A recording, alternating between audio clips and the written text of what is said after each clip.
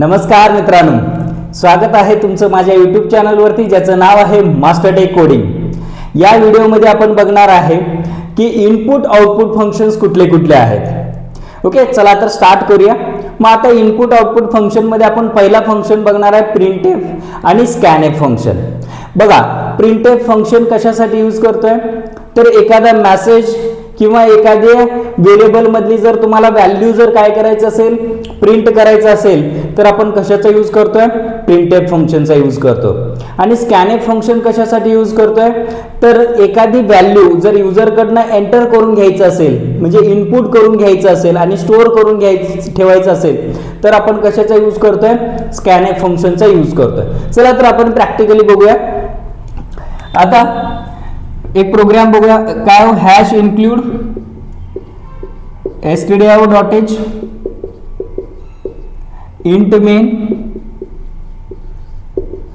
आपण काय करणार आहे, एक व्हॅल्यू काय युजरकडनं एंटर करून घेणार आणि तो काय व्हॅल्यू प्रिंट करणार आहे, कशाचा यूज करून, प्रिंटएफ आणि स्कॅनएफचा यूज करून।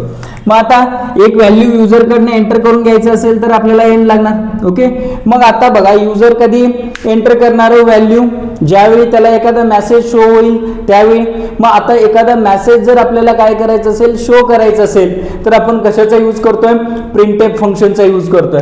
मग आता प्रिंटएफ काय एंटर अ नंबर, हा एक मेसेज आपण काय करणार आहे, प्रिंट करणार आहे। मग आता प्रिंटएफ फंक्शन काय मेसेज शो करण्यासाठी करायला लागलोय। नंतर काय आपल्याला एखादी व्हॅल्यू युजरने एंटर केल्यावरती ती व्हॅल्यू आपल्याला काय एन या व्हेरिएबल मध्ये काय करायचं आहे, स्टोअर करायचा आहे। मग तो स्टोअर करण्यासाठी आपण कशाचा यूज करतोय, स्कॅनएफ फंक्शनचा यूज करतोय। मग आता स्कॅनएफ %d $n। ओके, बघा आता %d आपण काय यूज केलो, कारण आपल्याला काय जे व्हॅल्यू आपल्याला स्टोअर करायचा तो व्हॅल्यू काय इंटिजर टाइपची व्हॅल्यू आहे। मग इंटिजर टाइपची जर व्हॅल्यू जर स्टोअर करायचं असेल तर आपण फॉर्मॅट स्पेसिफायर यूज करतोय %d। ओके, आणि तो कुठं स्टोअर करायचा असतो आपल्याला, एन या व्हेरिएबलच्या ऍड्रेसला। ओके, म्हणजे एन हा जो मेमरी लोकेशन आहे त्या मेमरी लोकेशनच्या ऍड्रेस मध्ये आपल्याला काय करायचं, ती व्हॅल्यू स्टोअर करायचं। मग युजर कडनं इनपुट घेण्यासाठी आपण कशाचा यूज करतोय, स्कॅनएफ फंक्शनचा यूज करतोय। मग आता ही जी व्हॅल्यू आहे ती व्हॅल्यू मला काय करायचं, प्रिंट करायचं आहे। मग एखादी व्हॅल्यू प्रिंट करण्यासाठी सुद्धा आपण काय प्रिंटएफ फंक्शनचा यूज करतोय। मग आता काय प्रिंटएफ %d काय जो काही व्हॅल्यू असेल तो व्हॅल्यू, ओके, रिटर्न 0। मग ह्या पद्धतीने आपण काय प्रिंटएफ आणि स्कॅनएफ फंक्शनचा काय करतोय, यूज करतोय। ओके, मग आता प्रिंटएफ हा एक काय आउटपुट फंक्शन आहे, स्कॅनएफ हा काय एक इनपुट फंक्शन आहे। ओके, तसंच आता आपण दुसरा एक फंक्शन बघणार आहे, काय तर गेट कॅर आणि पुट कॅर।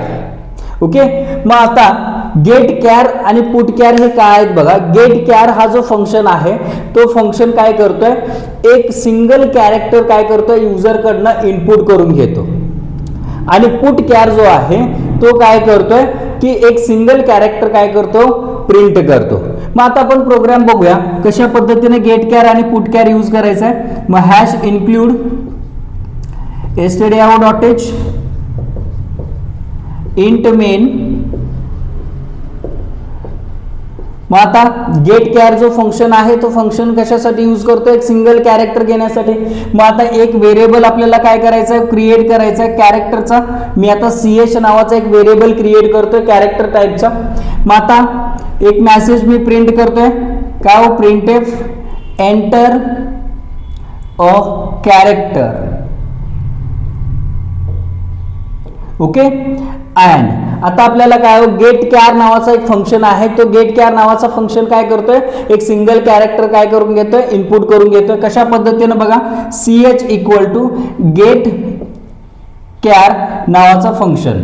मग गेट कॅर नावाचा फंक्शन काय युजरकडनं जी काही व्हॅल्यू एंटर केलेली आहे ती व्हॅल्यू त्या व्हेरिएबल मध्ये काय करतोय, स्टोअर करतोय। आता पुट कॅर नावाचा एक फंक्शन आहे, तो पुट कॅर नावाचा फंक्शन काय करतो की एखाद्या व्हेरिएबल मधला एक सिंगल कॅरेक्टर जो आहे तो सिंगल कॅरेक्टर काय करतोय, प्रिंट करतोय। मग आता इथे यूज करतो मी काय पुट कॅर। आणि त्याच्यामध्ये काय व्हॅल्यू स्टोअर करतोय, म्हणजे जे CH मध्ये जो कॅरेक्टर स्टोअर झालेला आहे तो स्टोअर केलेला व्हॅल्यू प्रिंट करतो. आणि लास्टला काय हो, रिटर्न 0. मग ह्या पद्धतीनं काय हो, गेट कॅर आणि पुट कॅर फंक्शन काय होतोय, वर्क होतोय. मग गेट कॅर हा काय हो, तुमचा इनपुट फंक्शन आहे. पुट कॅर फंक्शन हा जो आहे तो तुमचा आउटपुट फंक्शन आहे. ओके, आणखी एक दोन फंक्शन्स आहेत. तो फंक्शन्स म्हणजेच काय हो, गेटेस आणि पुटेस फंक्शन्स. मग आता गेटेस फंक्शन आणि पुटेस फंक्शन कशासाठी यूज करतो, तर स्ट्रिंग व्हॅल्यू काय हो, युजरकडनं इनपुट करून घेण्यासाठी किंवा प्रिंट करण्यासाठी आपण गेटेस किंवा पुटेस फंक्शनचा यूज करतो. मग आता गेटेस फंक्शन कशासाठी यूज करतोय, तर एखादा स्ट्रिंग जर आपल्याला युजरकडनं एंटर करून घ्यायचं असेल तर आपण गेटेस फंक्शनचा यूज करतोय, आणि जर तो स्ट्रिंग प्रिंट करायचा असेल तर आपण काय हो, पुटेस फंक्शनचा यूज करतोय. मग आता तो कशा पद्धतीने करतोय बघा, hash include stdio.h int main. Okay, मग आता आपल्याला काय हो, की एक कॅरेक्टर म्हणजे स्ट्रिंग घ्यायचं म्हटल्यावरती एक ॲरे आपल्याला काय करावा लागतो, क्रिएट करावा लागतो. मग मी एक ॲरे क्रिएट करतो सपोज 50 कॅरेक्टरचा. ओके, मग आता ओके, गेटेस फंक्शन किंवा पुटेस फंक्शन हे ॲरे जो असेल म्हणजे स्ट्रिंग ज्यावेळी आपल्याला घ्यायचं असेल तर त्यावेळी आपण यूज करतोय. ओके, मग त्यासाठी आपण काय यूज करतोय, ॲरेचा यूज करतोय. मग आता एक मेसेज आपल्याला प्रिंट करायला पाहिजे, प्रिंटएफ एंटर अ स्ट्रिंग, म्हणजेच काय, स्ट्रिंग एंटर करण्यासाठी. अँड मग जो युजरनं स्ट्रिंग एंटर केलेला आहे तो आपल्याला स्टोअर करायचा आहे. मग त्यासाठी आपण कशाचा यूज करतोय, गेटेस फंक्शनचा यूज करतोय. मग गेटेस फंक्शन काय करतोय, युजरकडनं जे काही व्हॅल्यू आलेली आहे ती व्हॅल्यू कशामध्ये स्टोअर करतोय, CH या व्हेरिएबलमध्ये काय करतोय, स्टोअर करतोय. ओके, म्हणजे ॲरे मध्ये काय करतोय, स्टोअर करतोय. आणि पुटेस फंक्शन हा कशासाठी यूज करतोय, की जी काही व्हॅल्यू आहे ती व्हॅल्यू काय करण्यासाठी हो, प्रिंट करण्यासाठी आपण कशाचा यूज करतोय, पुटेसचा यूज करतो. अँड लास्टला काय हो, रिटर्न 0. मग ह्या पद्धतीने काय हो, गेटेस फंक्शन आणि पुटेस फंक्शन काय होतं, यूज होतं. ओके, क्लिअर झाले आता इनपुट आणि आउटपुट फंक्शन्स कुठले कुठले आहेत आणि ते कशा पद्धतीने वर्क होतात. ओके, चला तर हे आपण काय हो, प्रॅक्टिकली करून बघूया. चला तर मित्रांनो, आपण बघूया इनपुट आउटपुट फंक्शन्स कशा पद्धतीने काम करतात. मग पहिला आपण बघणार आहे काय हो, प्रिंटएफ आणि स्कॅनएफ. मग आपण काय करणार आहे, एक व्हॅल्यू युजरकडनं एंटर करणार आहे.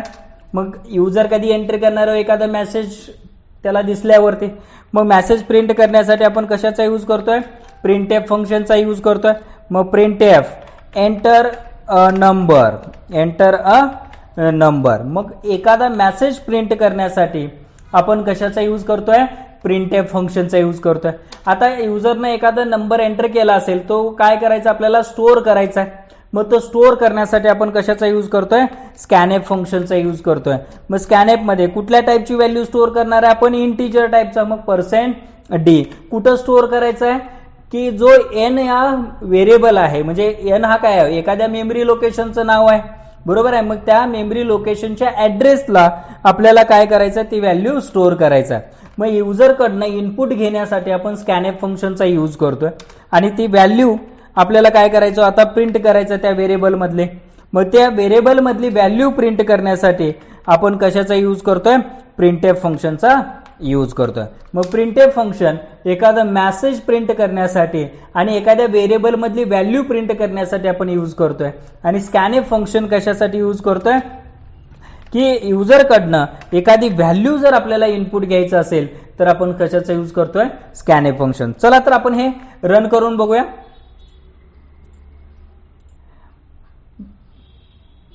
बघा इथे एंटर अ नंबर आलेला आहे. एंटर अ नंबर मी आता सपोज 5 टाकतो आणि ही 5 ही व्हॅल्यू काय हो, प्रिंट झालेली आहे. मग ह्या पद्धतीने काय हो, प्रिंटएफ आणि स्कॅनएफ फंक्शन जो आहे तो वर्क होतोय. चला आता आपण काय हो, गेट सी आणि पुट सी हे जे काय फंक्शन आहे त्याचा आपण काय हो यूज करणार आहे. हो सॉरी, गेट कॅर आणि पुट कॅर हे जे काय फंक्शन्स आहेत त्या फंक्शनचा यूज करणार आहे. मग आता एक कॅरेक्टर व्हेरिएबल मी घेतो CH. आणखी काय आपल्याला युजरकडनं कॅरेक्टर एंटर करायचं आहे. Enter character enter a character. आणि आता गेट कॅर नावाचा जो फंक्शन आहे तो फंक्शन काय करतो की युजर कडनं एक कॅरेक्टर काय करतोय इनपुट करून घेतो. मग आता CH मध्ये गेट कॅर नावाचं जो काय फंक्शन आहे त्यांना जो काय व्हॅल्यू दिलेला आहे ती व्हॅल्यू मी स्टोअर करतो. आणि पुट कॅर नावाचा एक फंक्शन आहे. पुट कॅर नावाचा फंक्शन काय करतोय की एखादा कॅरेक्टर काय करतो प्रिंट करतो. ओके. आणि लास्टला काय रिटर्न 0. ओके. बघा आता सेव्ह करतो.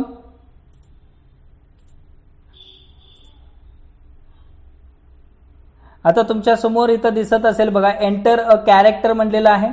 आता मी काय करतो ए हा कॅरेक्टर एंटर करतो आणि बघा ए हा कॅरेक्टर काय हो प्रिंट झालेला आहे. मग गेट कॅर फंक्शन कशासाठी यूज करतोय की एखादा कॅरेक्टर इनपुट घेण्यासाठी आणि पुट कॅर काय हो एखादा कॅरेक्टर प्रिंट करण्यासाठी. आता लास्ट जो आपण इनपुट आउटपुट फंक्शन बघणार आहे गेटेस आणि पुटेस. मग आता गेटेस आणि पुटेस हे कशासाठी यूज करतोय तर स्ट्रिंग व्हॅल्यू घेण्यासाठी. मग त्यासाठी आपल्याला काय हो एक कॅरेक्टर ॲरे क्रिएट करायला पाहिजे आणि कॅरेक्टर ॲरे मध्ये आपल्याला काय करायचं व्हॅल्यू स्टोअर करायचा. मग आता मी एक मेसेज प्रिंट करतोय काय हो एंटर अ स्ट्रिंग.